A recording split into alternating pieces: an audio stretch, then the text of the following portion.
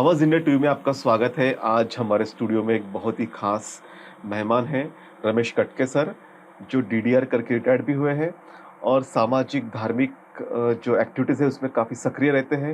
एक चिंतक है, विचारक है, अभ्यासक है और सबसे इम्पोर्टेंट बात आज हम जिस विषय पे चर्चा करने वाले हैं ये एक बहुत ही इम्पोर्टेंट विषय, एक बहुत ही महत्वपूर्ण ऐसी एक सोच, एक विचार लेके वो निरंतर कार्य कर रहे हैं।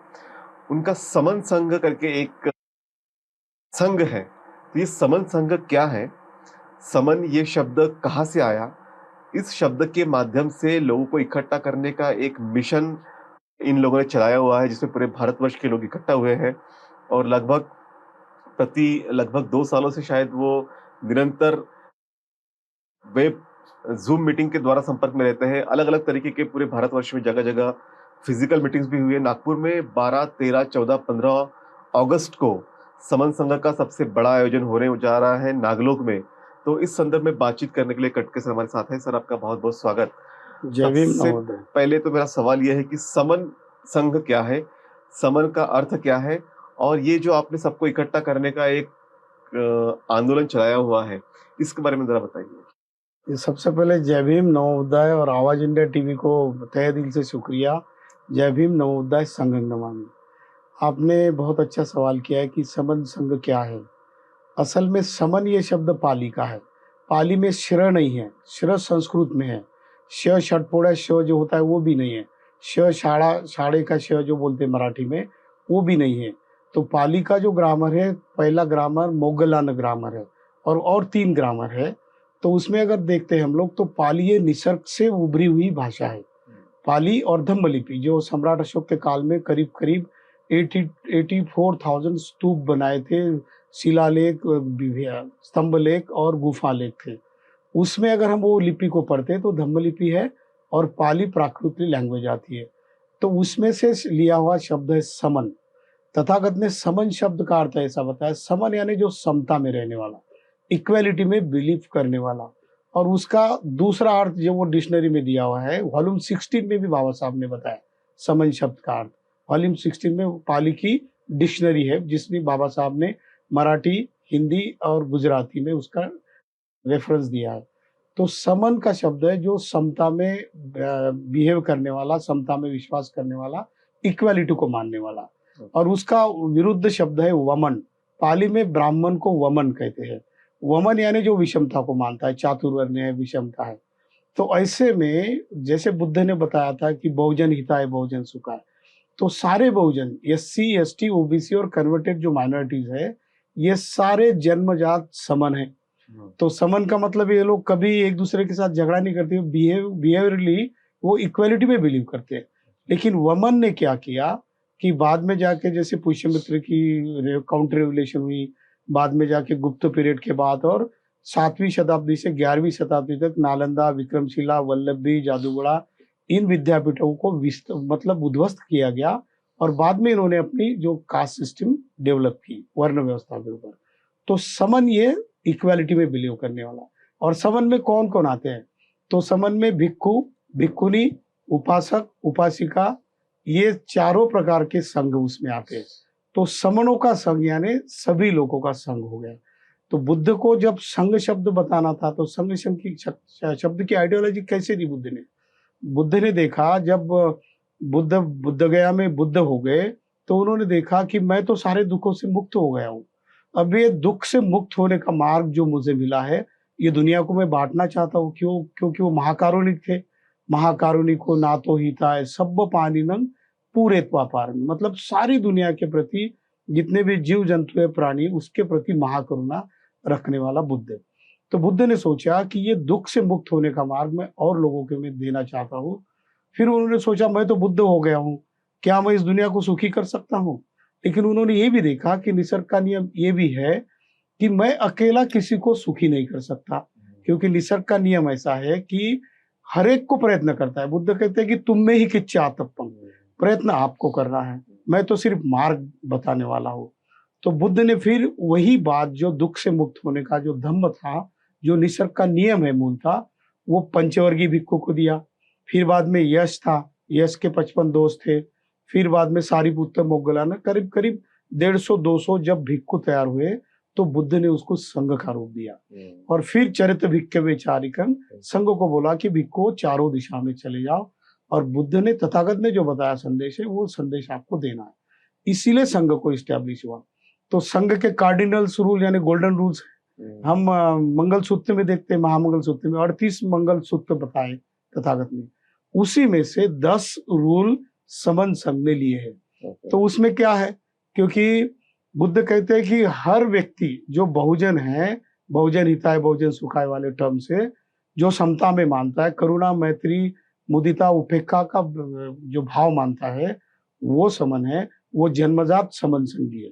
पर लोगों को पता ही नहीं। जैसे SC ST OBC पे अगर देखे तो जिन्होंने बुद्धिज्म को अपनाया वो तो जानते हैं समन संघ क्या है, लेकिन जो बहुजन है जैसे OBC है, SC ST के दूसरे लोग, इनको पता ही नहीं है। जन्म से हम समन संघी है, क्योंकि समता में बिलीव करने वाले लोग हैं। इस देश के एब ओरिजिन भी, ऐसा भी शब्द आता है उसको इस इतिहास में। तो इन लोगों के लिए बुद्ध ने जो संघ बनाया वही संघ अभी इस्टेब्लिश किया है, और समन संघ के 10 गोल्डन रूल बनाए। जी, समन संघ के 10 गोल्डन रूल के बारे में हम जानेंगे, लेकिन ये जो आपने कोशिश की है कि समन संघ के माध्यम से इकट्ठा करने का, हाँ, तो ये क्या कोशिश है कि सारे संगठनों को आप कहते हैं कि आप इकट्ठा आ जाओ और इकट्ठा आके हमें आगे चलना होगा? तो ऐसा है कि आपने देखा होगा कि SC ST OBC के 6,743 जातियां हैं। बाबा साहब नाम के एक बोधिसत्व ने इतना बड़ा फार्मूला दिया हमको। उन्होंने 4,743 जातियों को इकट्ठा करने के लिए कॉन्स्टिट्यूशनल टर्म्स में SC ST OBC बोला। तो उनका ये कहना था कि इनके जीने के अधिकार एक जैसे हैं, इनके सारे प्रॉब्लम एक जैसे, दिखने में भी एक जैसे लोग हैं, तो क्यों ना इनको कॉन्स्टिट्यूशनल वर्ड में SC ST OBC का टर्मिनोलॉजी दी, उसको कॉन्स्टिट्यूशनल वर्ड्स में लाया और उनको कुछ अधिकार दिए। उनकी ये सोच थी कि 6,743 जातियों को मैं इकट्ठा ले आ रहा हूँ, इनके प्रॉब्लम सेम है तो इकट्ठा आ जाएंगे। लेकिन हमने क्या किया, हमने संगठन इस्टेब्लिश किए। कितने रजिस्टर संगठन भारत में SC ST OBC के 29 लाख है, उसमें से 4.5 लाख संगठन एक्टिव है। हम सभी बोलते हैं कि हमको SC ST OBC और कन्वर्टेड माइनॉरिटीज को इकट्ठा लाना है। हर संगठन के एम्स एंड ऑब्जेक्टिव में होता है, उसके वर्क प्रोसीजर में होता है। लेकिन अगर बाबा साहब ने 3 ही घटक बनाए थे तो हमने 29 लाख संगठन क्यों बनाए? ठीक है, बनाए, कोई बात नहीं, अच्छा काम करते कुछ लोग नहीं करते हैं। तो हमको चाहिए था कि इन लोगों को लाने के लिए सभी ने प्रयत्न करना चाहिए था, लेकिन प्रयत्न सफल क्यों नहीं हुआ? क्योंकि संगठन में और संघ में बेसिक फर्क है। संगठन में रजिस्ट्रेशन होता है और संघ में रजिस्ट्रेशन नहीं होता, क्योंकि बुद्ध का संघ भी रजिस्टर नहीं था। दूसरी बात है कि संगठन में पद होता है, अध्यक्ष होता है, सेक्रेटरी होता है, उपाध्यक्ष, कोषाध्यक्ष होता है। तो इसमें होता यह है कि मैं अध्यक्ष हूँ तो मेरा एक अपना ईगो होता है, मैं फिर पैसा इकट्ठा करता हूँ और कभी कभी हिसाब देता हूँ, नहीं देता हूँ तो उसमें से झगड़े तैयार होते हैं। तो संघ में और संगठन में फर्क यह है कि यहाँ पर पद, पैसा, प्रतिष्ठा, मंच, माला और अहंकार, इन सारी बातों को, जैसे बुद्ध ने कहा कि रागच्च दोषच्च मोहच्च पहाना, आप राग में विलीन हो, द्वेष में विलीन हो, मोह में विलीन हो, तो ये क्यों आता है? क्योंकि आपके बीच में अहंकार होता है। तो बुद्ध ने कहा कि संघ में बेसिक बात ये होती है, इसमें अहंकार नहीं होता। अहंकार नहीं होता तो जैसे समन संघ में क्या करते हैं लोग, अगर नीचे बैठेंगे तो सारे लोग नीचे बैठेंगे, अगर कुर्सियां रहेंगी वहां पर जो भी अवेलेबल है, कुर्सियां रहेंगी तो सारे लोग कुर्सी, किसी के लिए स्पेशल चेयर नहीं, किसी के लिए स्पेशल जगह नहीं है, और बैठेंगे वैसे कि नीचे सभी बैठेंगे। या अगर किसी को अगर स्टेज दिखना है तो एक ही चेयर रहती, 1 या 2 चेयर, एक उसके लिए और एक उसकी पत्नी के लिए या फैमिली के लिए, और उसका बोलना हुआ कि नीचे चला जाता है। इसका मतलब यहाँ पर कोई अध्यक्ष नहीं है, कोई पद नहीं है। मतलब पद नहीं है, उसकी चाहे समाज में कितनी भी प्रतिष्ठा हो, यहाँ पर काम की नहीं है। उसके पास कितना भी पैसा हो, यहाँ पर कोई मायने नहीं। तो ये सारी पद, पैसा, प्रतिष्ठा, मंच, माला, हार तुरे जो है ये बाहर रखना है। इससे क्या होगा कि संगठन में जिस वजह से हम लोग इकट्ठा नहीं आते, वो समन संघ ने बाहर निकाल दिया। तो ये 38 मंगल में से 10 ऐसे गोल्डन रूल बनाए, इसका रजिस्ट्रेशन भी नहीं होगा। और सारे संगठन जो है अगर अपने भेद भूल कर इकट्ठा अगर आ जाते हैं तो समन संघ कहता है कि आप इकट्ठा हो, 10 अगर प्रॉब्लम है तो बांट लो, 2-2 बांट लो, और 2-2 प्रॉब्लम के सारे लोग उसको सपोर्ट करेंगे। ये आइडियोलॉजी समन संघ की। समन संघ ये चाहता है कि पहले इकट्ठा आना पड़ेगा। बाबा साहब ने कहा संगठित हो जाओ, बुद्ध ने भी कहा संगे शक्ति, पाली में कहते हैं संगे शक्ति, यानी संग में शक्ति होती है, ताकत होती है। बुद्ध ने कहा कि मैं अकेला कुछ नहीं कर सकता। जब मैंने लोगों का संघ बनाया और ये रूल्स बनाए तो सम्राट अशोक ने ऐसे ही संघ की आइडियोलॉजी को अडॉप्ट किया। सम्राट अशोक का एक शिलालेख है, उसमें वो कहते हैं ऐसा ही विधियायाम धम्म पालना धम्म विधाने सुखी अनुभूति थी। इसका अर्थ है कि सम्राट अशोक कहते ऐसा ही विधिया, ऐसा है विधिया यानी कानून, याम मैंने मेरे राज्य का, तो क्या है मेरे राज्य का कानून जो शिलालेखों में मिलता है, तो बोलते हैं कि धम्म पालना धम्म विधाने सुखियाना गोती थी। बुद्ध का धम्म मैंने अपना कानून बना लिया और उसका इम्प्लीमेंटेशन पहले मैं खुद करता हूँ, मैं नीतिवान बनता हूँ, सारे रूल मैं पहले फॉलो करता हूँ और वही मैं सुखियाना गोती थी। गोती थी यानी प्रजा, प्रजा को गणगोत कहते थे, वो रिलेटिव कहते थे। इसीलिए जब बुद्ध का धम्म ही अगर कानून बन गया तो नीति आ गई, प्रज्ञाशील, करुणा, मैत्री, उपेक्षा, मुदिता, ये आ गए, और पद, पैसा, प्रतिष्ठा, मंच, माला, अहंकार, ये बातें भी नहीं आई। बुद्ध को एक किसी उपासक ने पूछा था कि तथागत भगवंत आप इतने महान हो कि बिंबिसार राजा, प्रसेनजीत राजा, अजातशत्रु जैसे राजा महाराजा सृष्टि भी आपके पैर पड़ते हैं और आप हो कि नीचे बैठते हो। तो बुद्ध मुस्कुराए और उन्होंने बोला कि नीचे बैठने का एक फायदा है, नीचे बैठने से एक होता है कि आदमी गिरता नहीं। तो ये बात बताई, बुद्ध को ये कहना था कि आपके अहंकार को इतना नीचा उतारो कि कोई गाली दे, कोई आपको कुछ बुरा बोले, जैसे भारद्वाज वमन यानी ब्राह्मण ने बोला था, गाली दी, पर बुद्ध ने कुछ नहीं पूछा। बुद्ध ने उनको सीधा आनापाना सिखाया, मेडिटेशन सिखाया और उसके मन का सारा भाव गया। उसने पूछा कि तुम्हारे घर में मेहमान आते हैं, क्या करते हो? तो उनकी बहुत तारीफ करता हूँ, खाना बनाता हूँ। अगर वो घर से ही पेट भर कर खाना है तो उस किसके पास रहेगा? तो बोलते मेरे ही पास। तो भारद्वाज को तथागत कहते हैं कि आधे घंटे से आप मुझे खाना दे रहे थे, मेरा पेट भरा हुआ है, तो गालियां किसके पास रही? तो बोलता है कि भगवंत मुझे संघ में ले लो। तो संघ की फिलॉसफी यही है, इकट्ठा आ जाओ, कोई भी प्रॉब्लम है डिस्कस करो, यहाँ पर कोई नेता नहीं है और सारे कलेक्टिव डिसीजन होते हैं। और महीने में 1 तारीख को हाउस लगता है पार्लियामेंट, उस हाउस में जो भी आइडिया प्रस्ताव लेके आएगा उसके ऊपर चर्चा होगी, वो अगर बेनिफिट का होगा तो उसको इम्प्लीमेंट करेंगे, वो रूल बनता है, जैसा विनय का रूल हुआ था। ये सारी थियरी जो है तथागत बुद्ध की सम्राट अशोक ने जो अपने एडमिनिस्ट्रेशन में लाई। सम्राट अशोक ने तलवार रखी, लेकिन जम्बूद्वीप आज से भारत से 2.5 गुना ज्यादा बड़ा था, 2/3 एशिया का उसका एरिया था। इसका मतलब संघ की आइडियोलॉजी के ऊपर, धम्म के ऊपर हम आचरण करते हैं तो हम वही खड़ा करेंगे।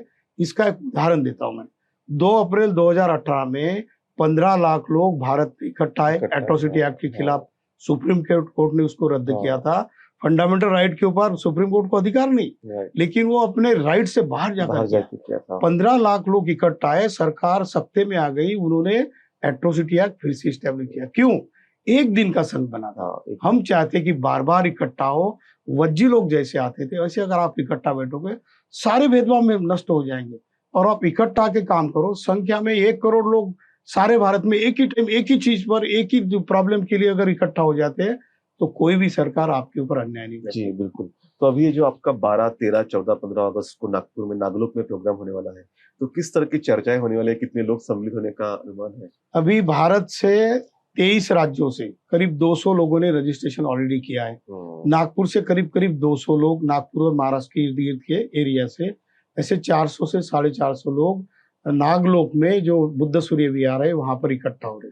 उससे पहले 12 तारीख को समन संघ के जो स्पोक होते हैं, स्पोक यानी प्रवक्ता, जिसको समन संघ की आइडियोलॉजी पता चली और जो भी संगठन उनको आइडियोलॉजी ठीक लगी कि इकट्ठा आकर काम करना और एक दूसरे के भेदभाव रहकर काम करना, जिसको समझ में आया वो लोग 12 को आएंगे।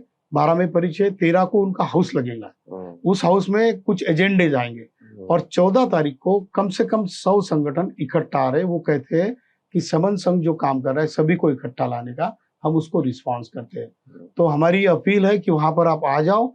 वहां पर एक बात आपको खास मिलेगी, आप किसी भी तरीके का कोई भी सवाल पूछो, हर सवाल का जवाब दिया जाएगा, क्योंकि हेतु उद्देश्य कुछ भी नहीं हमारा, इकट्ठा आने का है। और जो भी आप चर्चा करोगे, सवाल उपस्थित करोगे, उसका आंसर दिया जाएगा। और इकट्ठा आकर हमको यश कैसा मिलेगा, इसके ऊपर वहां का पॉलिसी डिस्कशन होगा। पहले समन संघ का 2 घंटे का प्रेजेंटेशन होगा, बाद में हाउस ओपन हो जाएगा। जिस किसी संगठन का प्रतिनिधि है वो अपना परिचय देगा, अपना सवाल पूछेगा और फिर वहां पर आर्गुमेंट भी हो सकती है। लेकिन हम जब उठेंगे, जैसे वज्जी लोग सन्निपात बहुल करते थे, सन्निपात यानी शनिचर को इकट्ठा होते थे। शनिचर को फिर दूसरे रिलीजन ने बुरा बोल दिया, लेकिन शनिचर बुद्धिज्म में इकट्ठा आने का दिन था। जैसे शुक्रवार को मोमेडियन आते, संडे को क्रिश्चियन आते, वैसे बुद्धिस्ट लोग शनिचर को इकट्ठा आते थे। तो इसी आइडियोलॉजी से ये लोग इकट्ठा आने की बात करते हैं और कुछ ना कुछ तो भी डिसीजन लेकर उठते हैं। तो हम ये चाहेंगे 100 में से 40-50 लोग भी संगठन अगर इकट्ठा होंगे तो हम एक डिसीजन लेंगे और 3 महीने में और 6 महीने में, नागपुर में हो सकता है, लखनऊ में हो सकता है, दिल्ली में हो सकता है, मुंबई में, जहां भी डिसाइड होगा हम फिर बार बार मिलेंगे। हमारा हेतु और उद्देश्य ये है कि बाबा साहब ने 2 चीजें हमको दी थी, एक भारत का संविधान और दूसरा हमको दिया था धम्म। बाबा साहब कहते हैं कि constitution of India echoing Buddhism, Bharat का संविधान ही बुद्ध धम्म का प्रतिध्वनि है, एक दूसरे की बाजू है। अगर आप धम्म का काम करोगे तो संविधान का काम होगा, और संविधान की इम्प्लीमेंटेशन ठीक से करोगे तो धम्म का काम होगा।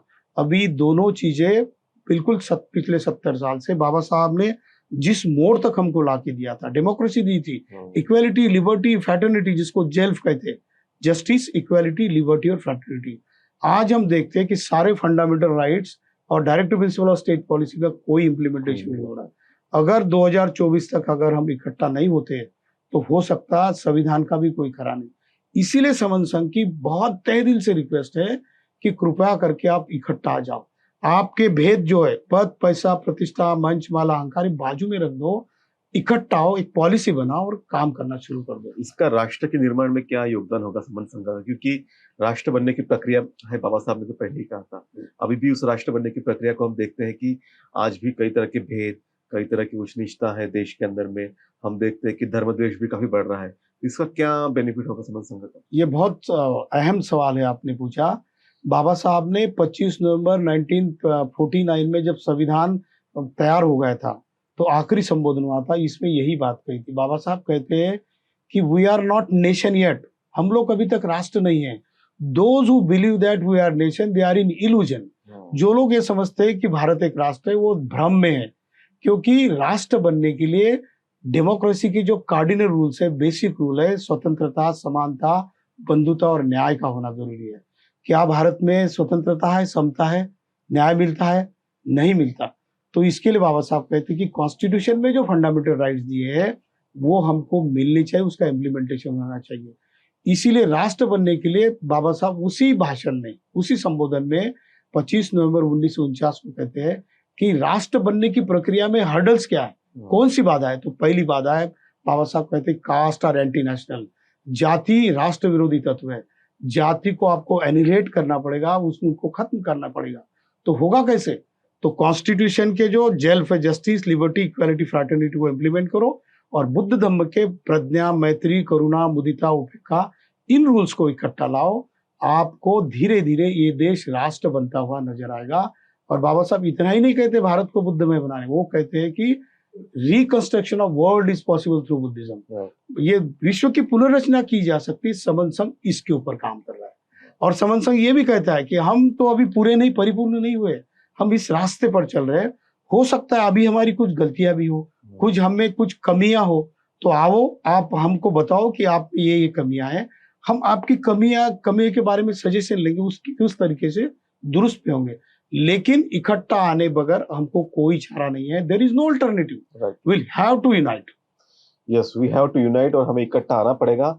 और इकट्ठा आने के लिए समन संघ का जो एक आइडिया है, एक सेंट्रल आइडिया क्या है, समन संघ की क्या सोच है, क्या विचार है, ये सारी बातें कटके सर ने हमें आज बताई।